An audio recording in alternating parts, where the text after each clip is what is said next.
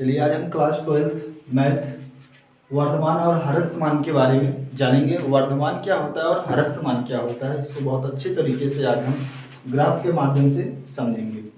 ठीक है, सबसे पहले हम जानेंगे वर्धमान क्या होता है और हरस मान क्या होता है। तो सबसे पहले बहुत ध्यान से देखिएगा सभी लोग।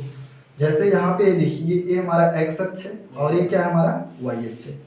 देखिए इस पे जितनी भी वैल्यू सब लिखी गई है ये हमारी क्या होंगी, एक्स की वैल्यू होंगी, और इस पे जितनी भी वैल्यू लिखी गई है सब हमारी वाई की वैल्यू होंगी। ठीक है, अब इसमें आप देखिए जैसे हम एक्स की वैल्यू, यहाँ पे एक्स की वैल्यू अगर हम 1 लेते हैं तो हमें यहाँ पे वाई का मान यहाँ मिलेगा।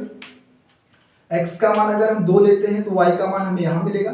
अगर हम एक्स का मान 3 लेते हैं तो वाई का मान हमें यहाँ 3 मिलेगा। एक्स का मान अगर हम 4 लेते हैं तो हमें वैल्यू यहाँ पे 4 मिलेगा।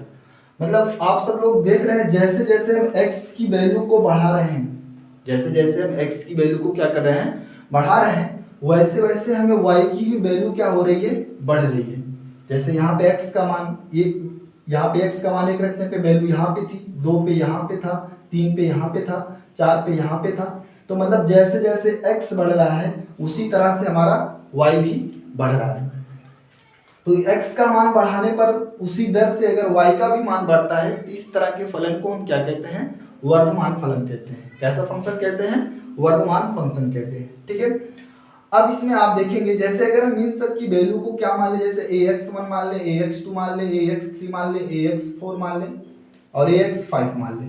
ठीक, तो यहाँ पे हम देखेंगे जैसे अगर हम यहाँ पे ax1 है तो यहाँ पे हमें क्या मिलेगा, या तो हम इसको y1 मान लें, इसको हम y1 मान सकते हैं, y2 मान सकते हैं, y3 मान सकते हैं, ऐसे भी मान सकते हैं, या हम y1 को हम f1 मान सकते हैं, f1x मान सकते हैं, f2x मान सकते हैं, f3x मान सकते हैं, f4x मान सकते हैं, क्योंकि हम जानते हैं फंक्शन हमारा क्या होता है, y बराबर क्या होता है, fx ही होता है। तो यहाँ पे अगर हम करेंगे तो इसको हम ऐसे भी लिख सकते हैं, जैसे अगर हमें इसको निकालना है तो यहाँ पे x1 है तो यहाँ पे हम x1 मान लें, x2 मान लें, x3 मान लें, ऐसे भी हम क्या कर सकते हैं, इसको मान सकते हैं। तो यहाँ पे अगर हम यहाँ पे बात करें जैसे x1 और x2 में, x2 का मान कितना है, 2 है, और x1 का मान कितना है, 1 है। मतलब x2 का मान क्या है हमारा, बड़ा है, और x1 का मान क्या है हमारा, छोटा है। x2 का मान बड़ा है और x1 का मान हमारा क्या है, छोटा है। अब ध्यान से समझिएगा, जैसे x1 का मान जब देखिए, अब हम देखते हैं क्या हमारा fx1 का मान और fx2 का भी मान क्या आता है। तो यहाँ पे देखेंगे जैसे x1 का मान हमारे यहाँ पे जिस तरह यहाँ पे x1 मिला था और x2 मिला था, तो यहाँ पे अगर हम x2 की वैल्यू देखें तो x2 की वैल्यू हमें यहाँ पे मिलेगी, x2 की वैल्यू मतलब y2, x2 का मतलब क्या हो जाएगा हमारा y2। तो y2 का अगर हम यहाँ पे देखेंगे तो ये हमारा यहाँ पे हम लिख सकते हैं fx2 हो जाएगा, और ये कितना आ जाएगा, fx1 हो जाएगा। तो हम ये भी कह सकते हैं जैसे x2 का मान जब x1 से बड़ा है तो हमारा यहाँ पे लिख सकते हैं fx2 का भी मान क्या हो जाएगा, बड़ा हो जाएगा fx1 से।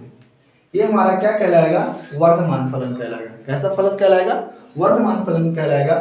अब इसी तरह अगर हम इसमें देखें, हरसमान फलन में देखें, तो यहाँ पे हम देख रहे हैं जैसे जैसे जैसे देखिए यहाँ पे ये हमारी x की वैल्यू हो गई और ये क्या हो गई, हमारी y की वैल्यू हो गई, ये y की वैल्यू हो गई।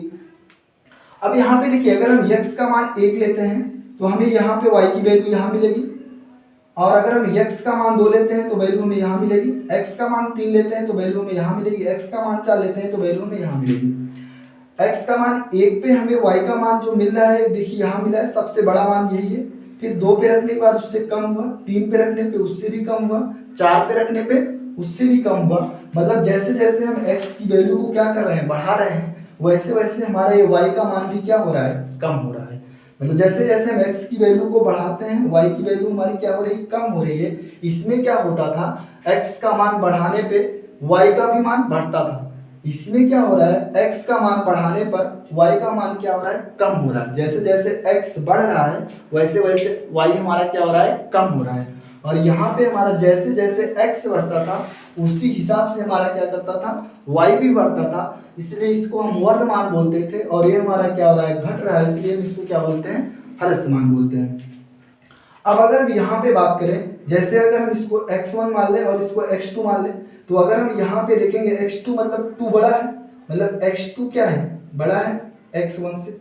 लेकिन अगर इसी को अगर हम फंक्शन में ले लें, तो फंक्शन में अगर हम ले लें, जैसे अगर हम यहाँ पे ऐसे लिख लें f(x2) और यहाँ फंक्शन लगा दें f(x1), तो क्या हमारा ये सही है?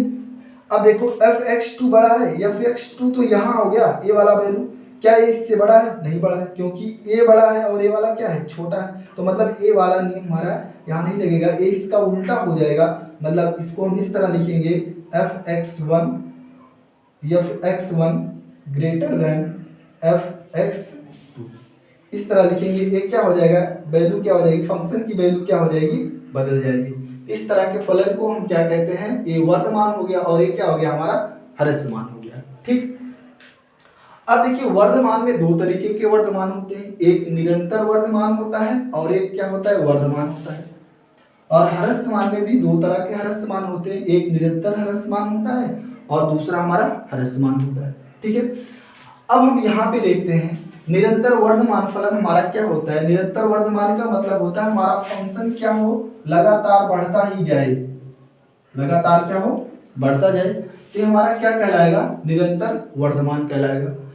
और वर्धमान में क्या होता है, वर्धमान में हमारा फंक्शन क्या करेगा, पहले कुछ दूर तो बढ़ेगा, फिर कुछ दूर स्थिर हो जाएगा, स्थिर हो जाएगा। पहले देखिए यहाँ से यहाँ तक बढ़ा, फिर क्या हो गया, ये स्थिर हो गया, फिर बढ़ा, फिर स्थिर हो गया, फिर बढ़ा, फिर स्थिर हो गया। मतलब कुछ दूर जाने के बाद वो क्या हो जा रहा है, कांस्टेंट हो जा रहा है, फिर बढ़ रहा है, इस तरह हो रहा है, तो ये हमारा क्या हो जाएगा, वर्धमान हो जाएगा।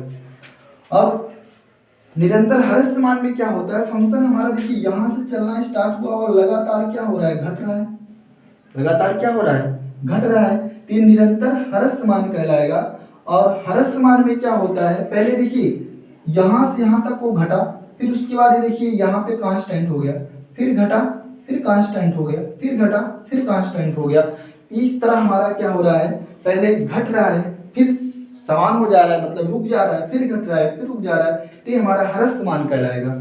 और निरंतर ह्रस्वमान में क्या होता है, वो लगातार घटता ही जाता है। और ह्रस्वमान में क्या होता है, पहले घटता है, फिर कांस्टेंट होता है, फिर घटता है, फिर कांस्टेंट होता है। अब देखिए इस तरह तो हम ग्राफ के माध्यम से समझ सकते हैं, लेकिन हम इसको मैथमेटिकली कैसे इसको हम सॉल्व करेंगे कि हमारा निरंतर वर्धमान है कि वर्धमान है, कि निरंतर ह्रस्वमान है कि ह्रस्वमान है, क्योंकि सभी सवालों में हम क्या करेंगे, ग्राफ तो बनाएंगे नहीं, क्योंकि अब उसको हम मैथमेटिक ढंग से कैसे इसको हम सॉल्व करेंगे। देखिए अब एक बात हम यहाँ पे देखते हैं, जैसे हम यहाँ पे देखेंगे, जैसे हमारा क्या है, ये हमारा फलन है, ये फलन हमारा इस तरह जा रहा है, इस फलन पे, इस फंक्शन में, ये जो हमारा फंक्शन दिया गया है, इस फलन पे कहीं भी कोई किसी भी पॉइंट पे, चाहे हम यहाँ पॉइंट ले लें, चाहे यहाँ ले लें, चाहे यहाँ ले लें, कहीं भी किसी भी पॉइंट पे क्या करते हैं, इस पे एक स्पर्श रेखा खींचते हैं, इस पे क्या करते हैं, हम एक स्पर्श रेखा खींचेंगे। मान लीजिए इस पॉइंट पे हम क्या करते हैं, एक स्पर्श रेखा खींचते हैं, ऐसे एक स्पर्श रेखा इस पॉइंट पे हम खींचेंगे। तो देखिए अब ये जब हम इस स्पर्श रेखा खींचते हैं, तो जब इस किसी, चाहे हम यहाँ भी खींचे, चाहे यहाँ खींचे, चाहे यहाँ खींचे, चाहे यहाँ खींचे, तो इसके साथ जो कोण बनाएगा, इस स्पर्श रेखा के साथ जो कोण बनाएगा, वो कोण हमेशा क्या होगा, 90 अंश से कम होगा, क्योंकि इधर वाला कोण है, देखिए ये वाला कोण तो ऐसे ऐसे, ये हमारा क्या कहलाएगा, 90 अंश कहलाएगा। और 90 से जैसे हम इसको थोड़ा सा इधर लाएंगे तो 90 से क्या होगा, कम होगा, इधर क्या होगा, 90 से कम, ये लाइन ऐसे इधर जा रहा है, तो ये हमारा क्या होगा, 90 से कम होगा।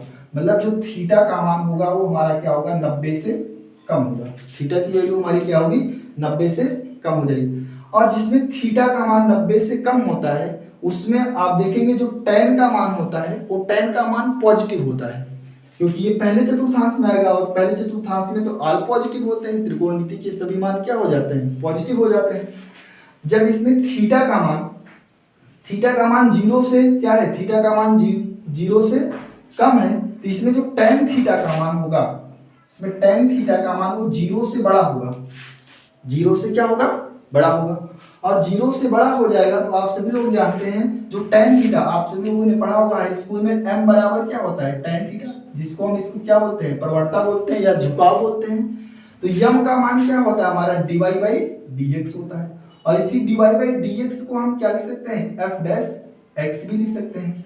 तो मतलब tan थीटा के स्थान पे हम क्या लिख सकते हैं, f' लिख सकते हैं, f' ग्रेटर देन 0। तो अगर हमारे पास कोई फंक्शन दिया गया है, कोई फंक्शन दिया गया है, इस फंक्शन का हम पहले क्या करेंगे, एफ डैश एक्स का मतलब इसका अवकलन कर लेंगे और उसका मान 0 से बड़ा आता है, 0 से क्या आता है, बड़ा आता है, तो हम कहेंगे वो निरंतर वर्धमान है। वर्धमान में क्या होता है, वर्धमान में जैसे देखिए कंडीशन तो यही है, लेकिन यहाँ पे ए वाली लाइन इसके समांतर हो जा रही है, मतलब ये क्या हो जाएगा आपका 0 के इक्वल भी हो सकता है हमारा, जैसे tan थीटा का मान यहाँ 0 के इक्वल नहीं होगा, 0 से क्या होगा हमेशा बड़ा होगा, लेकिन यहाँ पे क्या हो जाएगा एफ डैश एक्स का मान ग्रेटर देन इक्वल टू 0 हो जाएगा, ग्रेटर देन इक्वल टू 0 लग जाएगा, तो वर्धमान कहलाएगा। केवल एफ डैश एक्स का मान अगर 0 से बड़ा है तो हमारा क्या कहलाएगा, निरंतर वर्धमान कहलाएगा। निरंतर हर्ष मान में क्या होता है, निरंतर हर्ष मान में हम देखते हैं अगर हम इस वक्र पे कहीं भी किसी भी पॉइंट पे अगर हम कोई स्पर्श रेखा खींचे तो यहाँ पे ये जो कोण बनेगा, ये थीटा कोण बनेगा, ये 90 से क्या होगा, ज्यादा होगा, थीटा का मान क्या हो जाएगा, 90 से ज्यादा हो जाएगा। और जिसमें थीटा का मान 90 से ज्यादा होता है उसमें tan थीटा का मान क्या हो जाता है, 0 से कम हो जाता है, 0 से क्या हो जाता है, कम हो जाता है, मतलब वो इस साइड आएगा, दूसरे चतुर्थांश में आ जाएगा, तो यहाँ पे हमारा tan थीटा का मान क्या हो जाएगा, 0 से कम हो जाएगा। और tan थीटा ही हमारा क्या कहलाता है, एफ डैश एक्स कहलाता है, F dash x less than क्या हो जाएगा, 0 हो जाएगा। अब देखिए हर्ष मान में देखिए यहाँ पे हमारा फंक्शन क्या हो जाता है, कुछ देर के लिए इक्वल हो जाता है, मतलब समान हो जाता है, तो यहाँ पे आप देखेंगे तो इसके समांतर में तो इसकी प्रवणता क्या आ जाएगी, 0 आ जाएगी, तो यहाँ पे एफ डैश एक्स प्रवणता ही तो है, झुकाव ही तो है, तो हम यहाँ पे क्या देखेंगे, f dash x greater than equal to 0, इसमें ग्रेटर देन इक्वल टू 0 लग जाएगा और इसमें ग्रेटर देन 0 लग जाएगा और इसमें ग्रेटर देन इक्वल टू 0 लग जाएगा। ये हमारा निरंतर वर्धमान और वर्धमान, निरंतर हर्षमान और हर्षमान के कुछ कॉन्सेप्ट थे। अब इस पे हम सवाल जब सॉल्व करेंगे फंक्शन में, अगले वीडियो में हम आपको बताएंगे कैसे हम इस पे सवालों को सॉल्व करेंगे। ठीक।